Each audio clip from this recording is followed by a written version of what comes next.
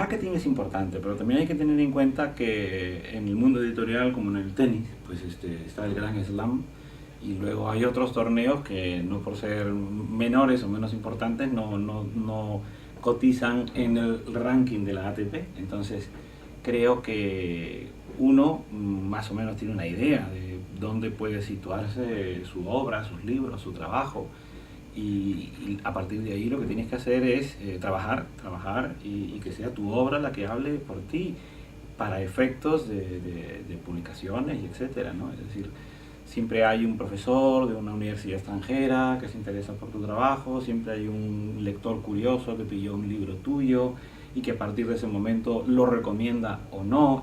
Yo creo que en la narrativa es más complicado, en la poesía no. Felizmente en la poesía un buen poeta es rápidamente apreciado por los buenos poetas y forma parte de ese mundo en el que los poetas además se leen mutuamente. Es mucho más accesible, más rápido, y además la poesía para nada es un mundo comercial, o sea que la poesía es ese mundo un poquito más puro donde los entusiasmos rápidamente se reflejan en publicaciones y no necesariamente con una finalidad comercial. En la narrativa es distinto. La verdad es que vivir de la literatura yo lo considero complicado. Creo que no hay en habla hispana, considerando de Hispanoamérica y de España, no habrá más de 15 que vivan realmente de los derechos de autor. Se vive de los alrededores de la literatura y con mucha austeridad, es decir, que aparte de los libros que van tomando el tiempo que tiene el metabolismo de la escritura de cada uno, pues están las conferencias, están los prólogos, están los encargos que a veces uno recibe para escribir un libro de determinadas características, pero si uno es austero y además prácticamente no tiene demasiadas cargas, llámese familiares o de otro tipo, pues yo creo que se puede vivir con una cierta dignidad, se priva uno de unas cosas para poder conseguir otras. Pero en mi caso, no, yo necesito tener un trabajo por cuenta ajena precisamente para poder hacer frente a diversas obligaciones. La literatura me encantaría que fuera mi principal actividad, pero no lo es. A lo mejor el hecho mismo de ser tan consciente de que no puedo ni debo vivir de la escritura me hace ser también más realista con respecto a mis posibilidades. O sea que no cambiaría por el momento la situación en la que estoy. Quizá necesitaría que los fines de semana tengan 3 días en lugar de 2, pero eso le vendría bien a todo el mundo.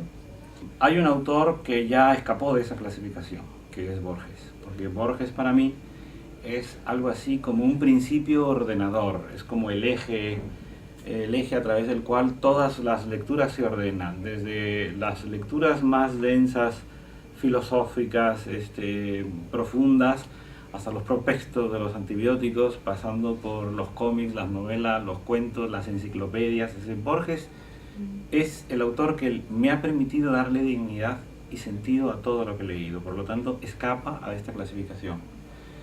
Luego debería decir que, como me interesa mucho el humor como un laboratorio, el humor como un terreno de pruebas, como cristal, pues hay latinoamericanos, por ejemplo, Guillermo Cabrera Infante, el cubano, el mexicano Jorge Ibargüengoitia, Julio Cortázar, y en el caso de autores españoles, pues me interesa Wenceslao Fernández Flores, Julio Camba, Jardiel Poncela, Cunqueiro, y a nivel, digamos, de todas las lenguas, Chesterton, sobre todo Chesterton. No creo ocupar en el estamento de los críticos un lugar nada significativo. Por lo tanto, me interesa cuando analizo un libro, primero es que ya creo que hay que hablar de los libros que a uno le interesan y le desean algo y que les gustan. O sea, para escribir un libro que no has disfrutado no merece la pena escribir. Creo que ya ese es un criterio que, digamos, hace que mi trabajo sea un poco diferente que el resto de otros compañeros que sí se dedican de una forma profesional a la crítica y que se ven en la necesidad de decir, pues este libro no me gustó por la razón que sea, ¿no? En mi caso creo que si escribo es porque ya el libro me interesó. Y luego habrá críticas más elogiosas que otras, pero es que el hecho mismo de ocuparme de un libro quiere decir que ya el libro me gustó. Y luego intento que nunca una novedad literaria sea leída ex nihilo. Me interesa a la hora de comentar el libro de alguien que ese libro tenga sentido en el contexto de la obra del autor.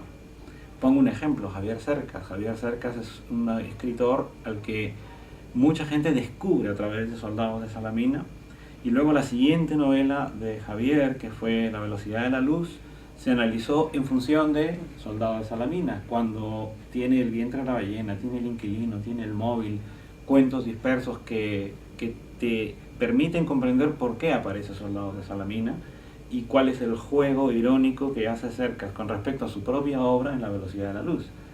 Entonces creo que eso es lo que hay que hacer eso, pero con todos los autores, no solamente con los consagrados o con los muy importantes. Bueno, primero voy a hablar de la portada, porque la ha hecho Fernando Vicente, que es un maravilloso artista. Este es un libro que trata de, no necesariamente de los premios, aunque en el título lo dice, España aparta de mí estos premios. Se supone que es un libro donde el mismo relato se presenta 7 veces a 7 premios distintos, va cambiando según las bases de cada premio. Todos los relatos son protagonizados por japoneses, porque un latinoamericano que intenta integrarse en una sociedad como la española, pues no se nota, no tiene ningún mérito, pero un japonés tiene mucha suerte. Entonces, ese japonés que quiere ser vasco, que quiere ser andaluz, que quiere ser catalán, que quiere ser cocinero, que quiere ser flamenco, que quiere ser, en fin, todo lo que admira en la sociedad española, es el leitmotiv de estos relatos. Digo que la portada es estupenda porque es una combinación de tora, tora, tora con toro, toro, toro, y esto pues me parece que es un acierto de Fernando Vicente, los ninjas saliendo del toro de Osborne como si fuera un caballo de Troya, un toro en este caso. Pero la caricatura del libro no es a los premios, no es a España, no es a Japón, es a lo que Guy Debord llamaba la sociedad del espectáculo, que es la propensión a la banalización, a la frivolidad, a convertir la realidad en reality show, a tratar de generar a la sociedad civil hasta convertirla en audiencia. Y ese es el punto sobre el cual el foco del humor ilumina distintas realidades en este libro, ¿no? Porque el que tú puedas con una misma idea de un mismo relato ofrecer 7 variantes, no solo es un ejercicio de estilo, sino además es una especie de ironía de cómo todo al final puede ser lo mismo si cambiamos 2 o 3 cosas. Borges tiene una frase en un cuento de ficciones que dice: los hombres eran lo mismo, solo cambiaban los lugares y los nombres propios. Pues esto es lo mismo, ¿no?